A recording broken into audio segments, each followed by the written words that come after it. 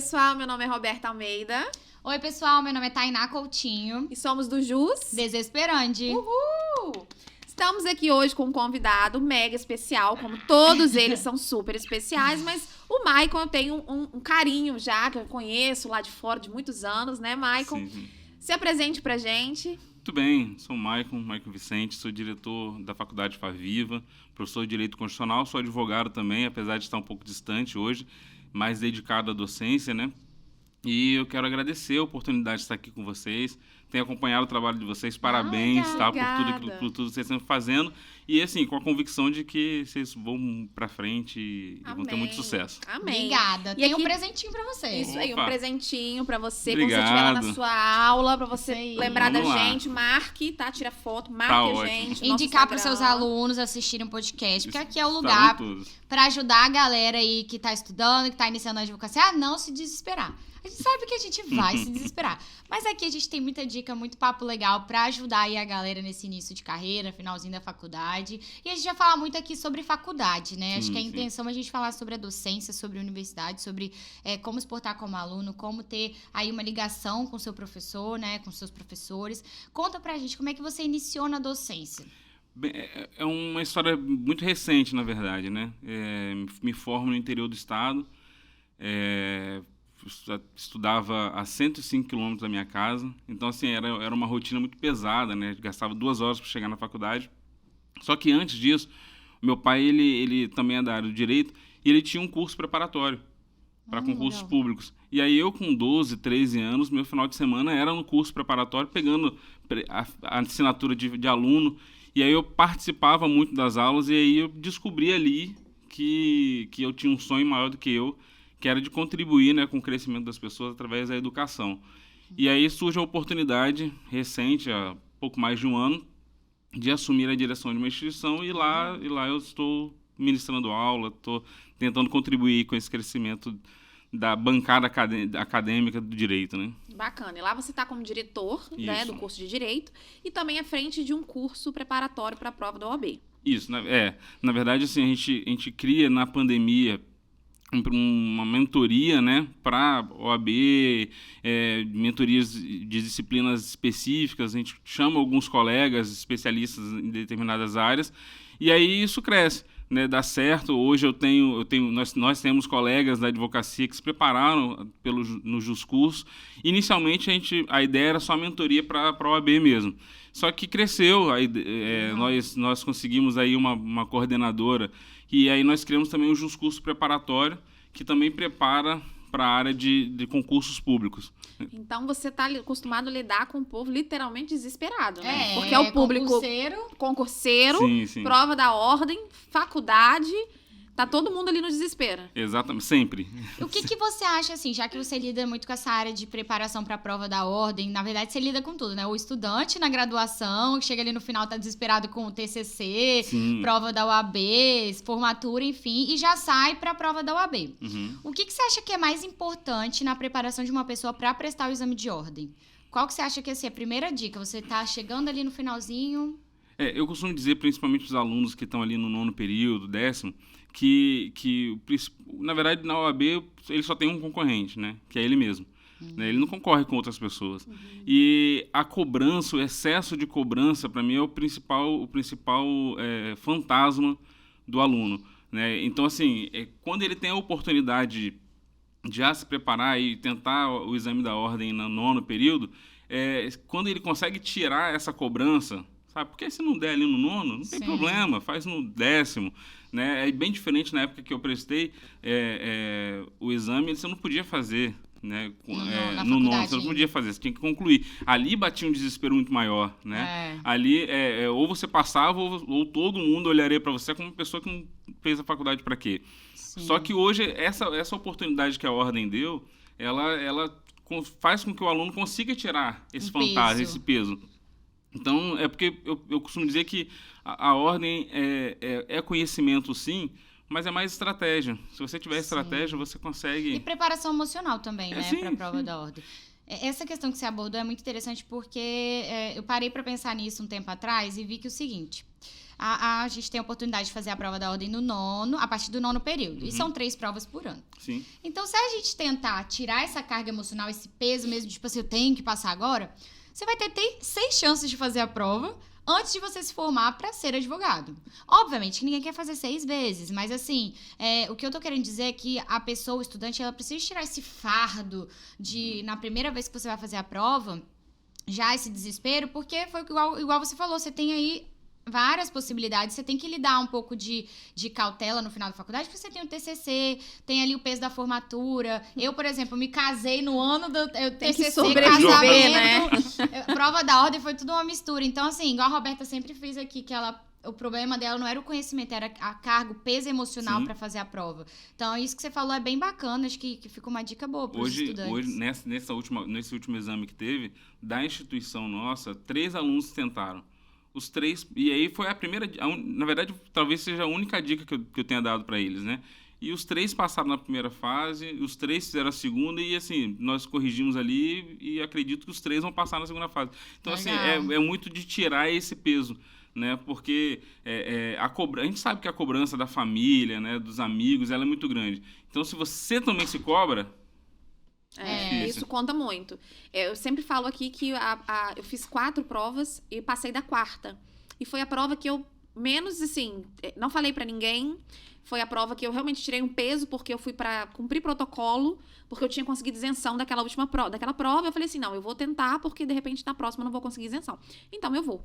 E fui sem aquele peso, sabe? E foi de fato a que eu passei. As outras, eu me perdia no horário, na semana de uma das provas eu desmaiei, eu não conseguia controlar o meu emocional. E realmente você leva essa carga e chega lá, você perde a hora da prova, você marca o gabarito errado, acontece de tudo, porque o seu emocional tá tão perturbado. Só pra você ter uma ideia, eu conheço uma pessoa que tentou 6 vezes, né? E durante essas 6 tentativas, ela passou em 2 concursos públicos. Pois é. E aí você percebe que não é falta de conhecimento. Não é. Sim. Né? O peso, ele de fato, ele é fator determinante ali para você conseguir ou não. E a gente fala muito aqui também sobre questão de preparação do aluno, né? A gente também já fez um episódio aqui com uma visagista e tudo mais, e a gente falou sobre imagem do aluno, como o aluno deve se portar. Você, obviamente, lida com muitos alunos, e eu tenho certeza que você, como diretor, recebe muito pedido de indicação, né? De estagiário, Sim. até de profissional. Teve algum aluno que se formou aí, que é bom e tudo mais. Qual dica que você deixa, assim, pro aluno que tá na graduação, em questão dele se aproximar, assim, dos seus professores, manter uma imagem? Você acha que isso é importante? Claro. Na verdade, o direito, ele exige isso da gente, né? Essa relação. E a proatividade, para mim, é o fator determinante. Também acho. Né? O aluno que... Quando a gente pensa em carreira, eu costumo dizer assim, se você tem um sonho imediato, você tem que pensar na velocidade. Mas se o seu sonho ele é a longo prazo, tanto faz se você ganha muito hoje ou se você vai começar a ganhar muito daqui a 5 anos. O seu sonho é a longo prazo.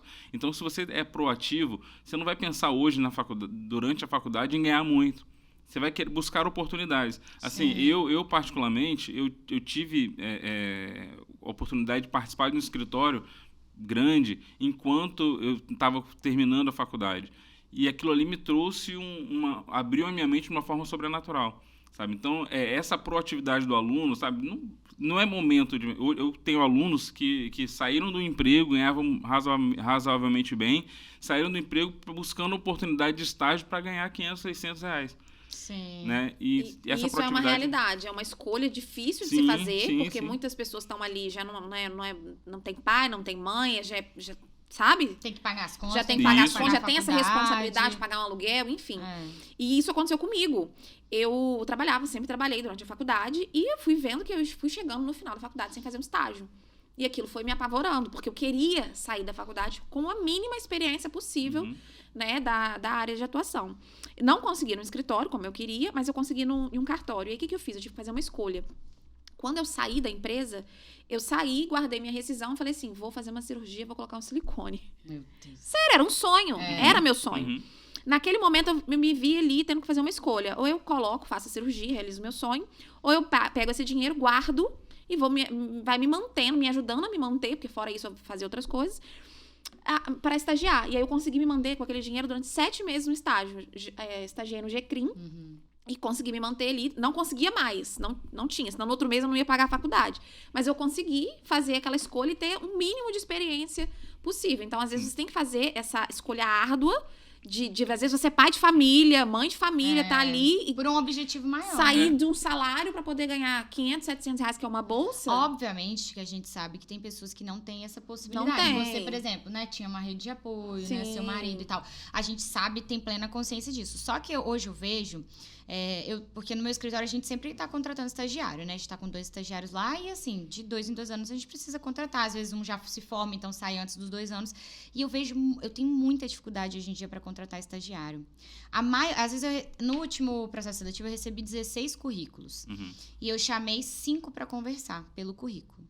De currículo, eu já falei aqui. Que tem currículo que, assim, não dá vontade nem de você ler o currículo. Porque... Quanto mais convidar. Não, quanto mais convidar para uma entrevista. Então, isso é o primeiro cuidado. Mas o segundo, alguns estagiários chegam lá e, assim, eu falo, explico do escritório, pergunto algumas coisas, explico nossos valores, como a gente trabalha. E, às vezes, eu abro para pergunta. Eu falo, você tem alguma dúvida? Às vezes, não, sempre abro. Tem alguma dúvida sobre o nosso trabalho, sobre qual seria o seu papel aqui? E a pessoa, quero saber o valor da bolsa. E, assim...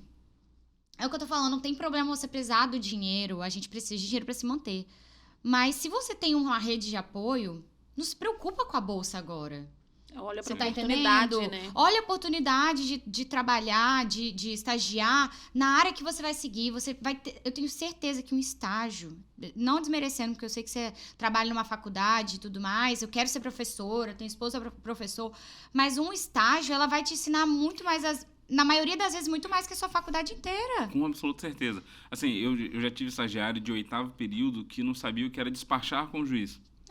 Que olhava um andamento, não sabia o que era concluso. E é a maioria, tá? Então, assim,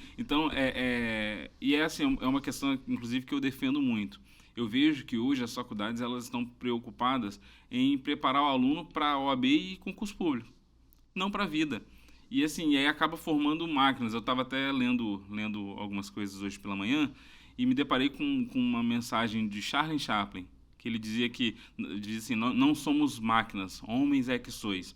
Então, na verdade, olha, há quanto tempo ele já disse isso? Sim. E essa realidade é de hoje.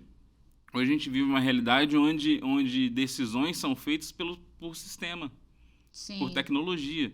Né, são dadas por tecnologia. E aí os nossos alunos, eles acabam entrando nesse vício, né, e aí eles saem da faculdade se não são oportunidades como a que você concede no seu escritório, né, e vários advogados, eles vão sair de lá sabendo a teoria e vão ser largados, porque é isso que, querendo ou não, a faculdade faz, eles jogam no mercado de trabalho e a pessoa não tem experiência nenhuma.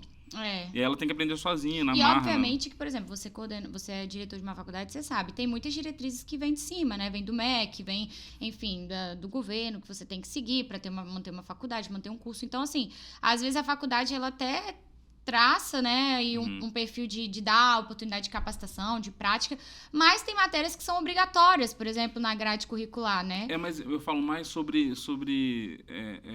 modo de pensar e agir. Por exemplo, na nossa faculdade, a gente adota uma metodologia ativa. Eu ia falar sobre isso agora, para você falar sobre essa metodologia. A gente adota uma metodologia ativa. Os alunos, eles não ficam um atrás do outro. Quando você coloca um aluno atrás do outro, vai ter aquele que vai sentar lá no fundão, vai baixar a cabeça e pronto. Na metodologia ativa, você coloca todo mundo de frente. É como se fosse um círculo, né? Um U. E todo aluno é parte integrante da formação dele.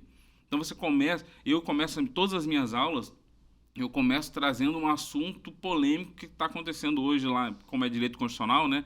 Em Brasília, pego um assunto polêmico, trago para a mesa e eu passo lá 10, 15 minutos discutindo esse assunto polêmico. Porque eu percebo que o aluno ele vai naquele ciclo vicioso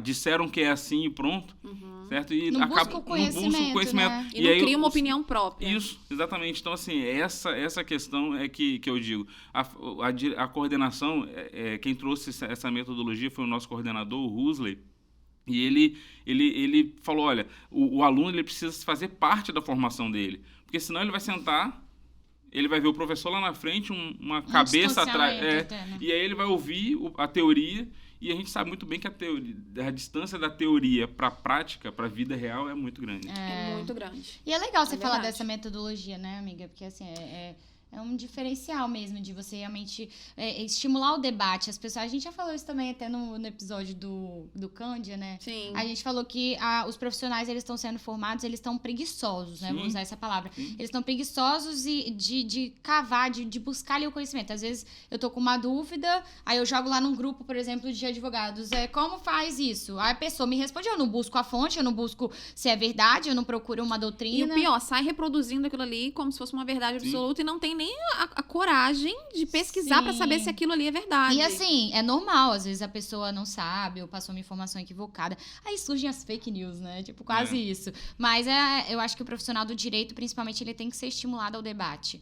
Ele precisa saber se colocar e utilizar o conhecimento a seu favor, né? E assim, a favor do seu cliente, na verdade. Ser estimulado mesmo. Então, acho que essa... Ser desafiado, né? A não acreditar na primeira pesquisa que você faz no Google. Eu costumo dizer assim, quando eu pego novos estagiários, eu costumo colocar ele no computador, porque fizeram isso comigo. Meu advogado, eu coloco ele no computador, peço ele para abrir um Word em branco, e eu começo, excelentíssimo senhor doutor juiz de direito, e eu faço com ele uma peça do zero. Sabe? Porque senão eu vou acomodá-lo a sempre pesquisar no Google modelo. E eu acho que se a OAB desafiasse os advogados, todos os advogados hoje do Espírito Santo, a fazer uma peça do zero, nós teríamos surpresas muito ruins, né? Porque o vício, ele parece que atrofia a mente, né? E aí é o que tem acontecido hoje. E é o que a gente tem que buscar que seja diferente, né? Sim. Você começou a falar, não lembro se foi aqui já no vídeo, ou se foi ali nos bastidores, mas você falou que você é filho de um juiz aposentado. A gente tá aposentado, né? Isso. Conta aqui, porque a gente tem público aqui de vários tipos, né? A gente já teve convidados aqui que surgiram do nada, que foi o meu caso, por exemplo, na advocacia, não tem família, não tem ninguém no meio, e você já teve a influência ali de nascer no berço jurídico, vamos dizer assim. Te influenciou? Como que foi ser advogar sendo filho de um juiz? Porque tem aquelas coisas assim, pra você é mais fácil porque tem um juiz em casa, né? Pra aprender e tudo mais. Não tem aquele desespero inicial que a maioria, grande parte dos jovens advogados tem. Como que foi? Na verdade, assim, o meu sonho era fazer geografia na UFES. Nossa. Meu sonho. Aqui, meu marido fala isso, que o sonho dele era fazer história na UFES e o pai dele falou, não, você não vai fazer não. Aí ele foi pra direito. Então, quando eu disse pro meu pai que meu sonho... Quando eu tentei UFES, né? Meu pai ainda não era juiz. Quando eu disse pra ele que queria fazer geografia, ele, é seu sonho, vai. Eu acredito que naquele momento ele ajoelhou e pediu, Deus, não deixe. Nada contra, não pessoal. Sabe Eu ainda quero fazer como hobby, mas eu não passei por 2 décimos na UFES. E eu falei, poxa, se for fazer numa federal, compensa. Agora, poxa, pagar para fazer geografia, já que vai ter que pagar, vamos fazer direito. E eu fui. E eu confesso para vocês que foi a melhor alternativa na minha vida, assim. Hoje eu não sei mais viver sem o direito. Legal. Amo a advocacia, só que amo muito mais a docência. Né? Então, estar nesse ambiente acadêmico, formando, porque eu vejo que ali está o futuro. Né? Ali a base, né? Se hoje a gente só lamenta por algumas coisas que acontecem aí no mundo jurídico, tanto no meio da magistratura, Ministério Público, até na advocacia, se a gente lamenta, a solução está ali. Está dentro da faculdade, está na cadeira da faculdade, um aluno que sonha, né?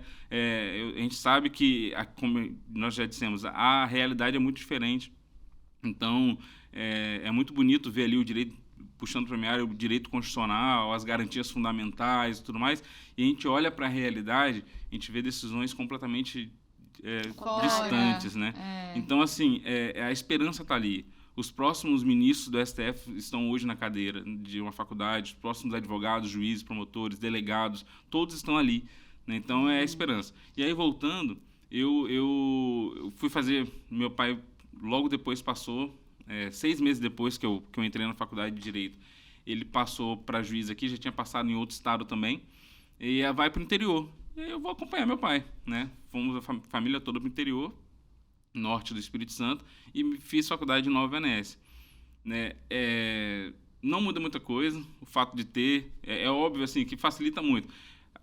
Além disso, meu pai foi meu professor, Foi meu Nossa. coordenador de curso. Nossa, que Né? Eu isso. fiquei, E a pressão, então, aumentou, teve né? uma vez que eu fiquei uma semana sem conversar com meu pai. Em Meu casa, uma Deus. semana. Os alunos falaram, Michael, você está estudando? Eu falei, muito.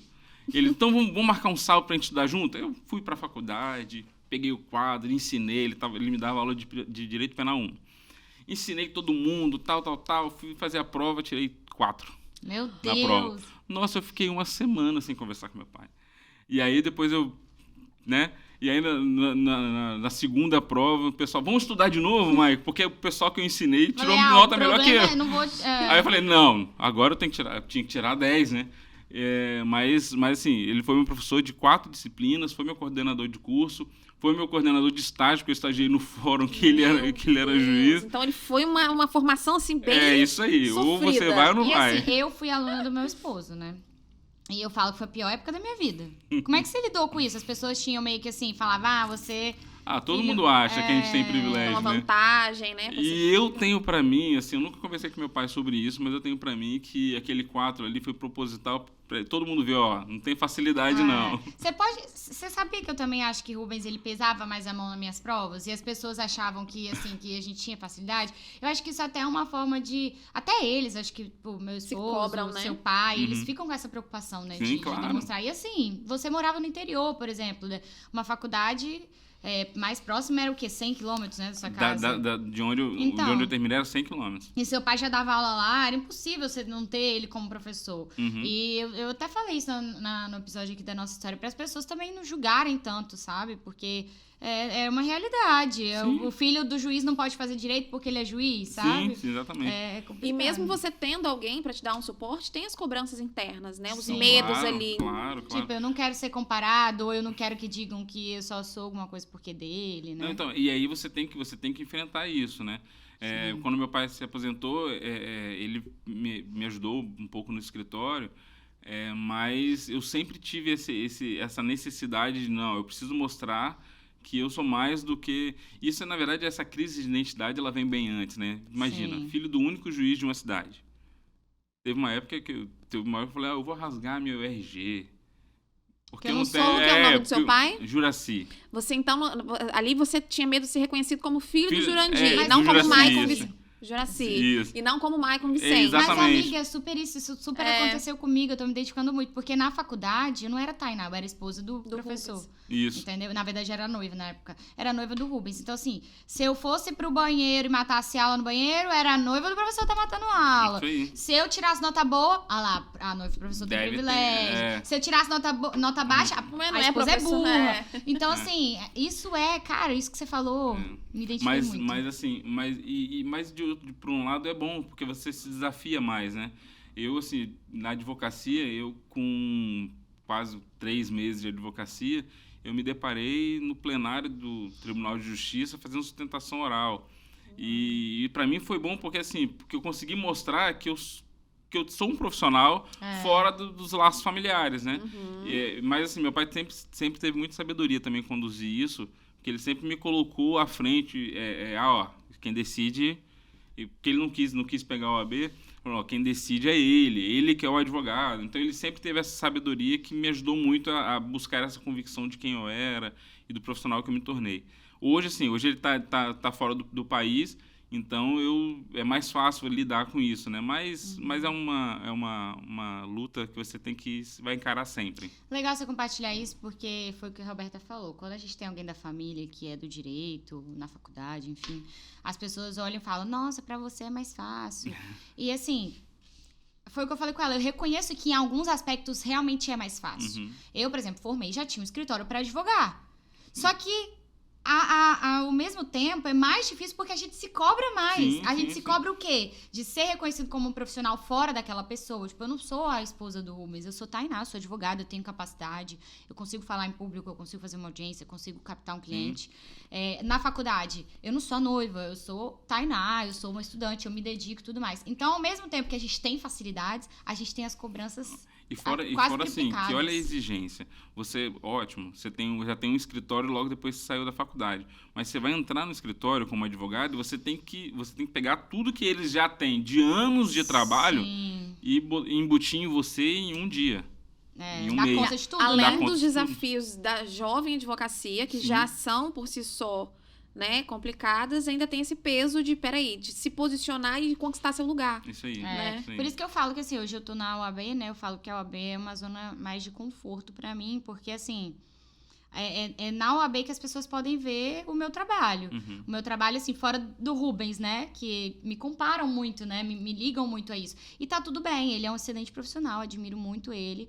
Mas eu também quero meu espaço, e não é Uhum. errado querer isso. Então, eu Lógico. falo que a UAB é meio que minha zona de conforto. Assim, as pessoas olham e falam... ela é a presidente da Jovem Advocacia, não tem como o Rubens ter me colocado lá. Uhum. Né? Não tem como ele manter as minhas palestras, não tem como ele palestrar por mim, ele fazer meu trabalho. Então, assim, realmente é uma zona de conforto. Eu acho que você sente isso na docência também, né? Sim, Assim, claro. dirigindo uma instituição. Apesar de ver o meu pai dando aula, ter feito nascer em mim esse desejo, mas de fato, assim, ali na sala de aula sou eu que preciso trazer tudo aquilo que eu estudei, tudo aquilo que eu busquei de conhecimento e passar para o aluno, né? E de uma forma diferente do que os outros professores fazem e tal. Tem esse espaço aí de você falar, aqui sou eu. E ali não tem como você substituir uma cadeira, né? Ali é você, com o isso seu aí. conhecimento, passando o seu conhecimento para outras pessoas, Isso. né? E ali é você sustentando o seu nome. Aqui é Maicon Vicente, Isso aí, né? isso aí. Bacana.